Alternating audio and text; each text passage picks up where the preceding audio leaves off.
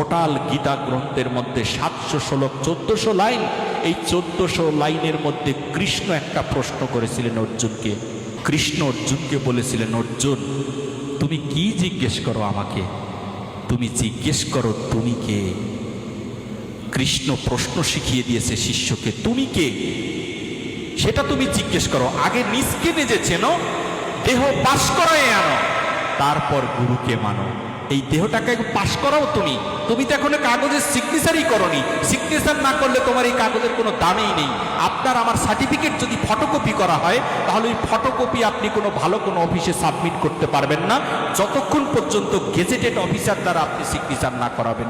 Gazetted officer সত্যায়িত করে দিবে, তারপরে আপনি সেই কাগজটাকে সাবমিট করতে পারবেন। তদ্রূপ এই দেহ নামক ফটোকপিটাকে যদি আপনার গুরু নামক ওই সার্টিফিকেট যদি ওইখান থেকে যদি আপনি দস্তখত করিয়ে আনতে পারেন যে গুরুদেব তুমি আমার দেহটাকে একটু সত্যায়িত করে দাও। এই দেহ নামক ইন্দ্রিয়, এই ইন্দ্রিয় দিয়ে কত অকাম কুকাম করেছি, এই ইন্দ্রিয়তে কত বাজে কাজে লাগিয়েছি গুরুদেব, এই কাগজটা তো নষ্ট হয়ে গিয়েছে, এই কাগজ দিয়ে কখনো গৌর গোবিন্দের সেবা হবে না। তবে তুমি যদি সিল মেরে একটু সত্যায়িত করে দাও, তাহলে এই একমাত্র এই কাগজটা ওইখানে গিয়ে আমি কাজে লাগাতে পারবো।